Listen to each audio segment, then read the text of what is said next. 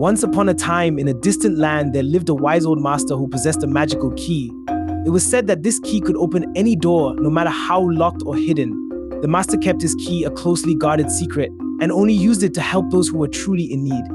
One day, a young thief named Jack heard about the master's key, and he became determined to steal it. Jack knew that the master was a wise and powerful man, so he knew that he would have to be clever if he wanted to succeed. He spent many days planning his heist, and finally he came up with a plan. One night, Jack snuck into the master's house and searched for the key. He looked everywhere, but he couldn't find it. Just when he was about to give up, he noticed a small golden key hidden under the master's pillow. Jack carefully took the key and crept out of the house. He was overjoyed to have finally gotten his hands on the master's key.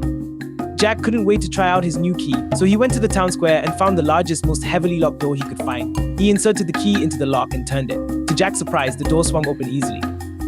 Jack stepped inside and found himself in a vast and magnificent treasure chamber. Gold, silver, and jewels were piled high all around him. Jack was so excited that he started to fill his pockets with treasure. But as he was doing so, he heard a voice behind him. "What do you think you're doing?" the master asked. Jack turned around and saw the master standing in the doorway. Jack was terrified. He knew that he had been caught and he didn't know what the master would do to him. But to Jack's surprise, the master didn't seem angry. Instead, he smiled and said, "I'm glad you found my key, Jack. I've been waiting for you." Jack was confused. "Waiting for me?" he asked. "Yes," the master said. "I knew that one day someone would come who was clever enough to steal my key.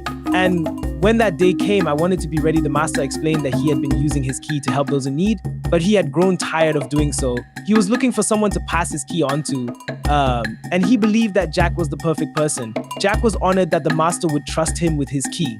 He promised to use it wisely and to help those in need.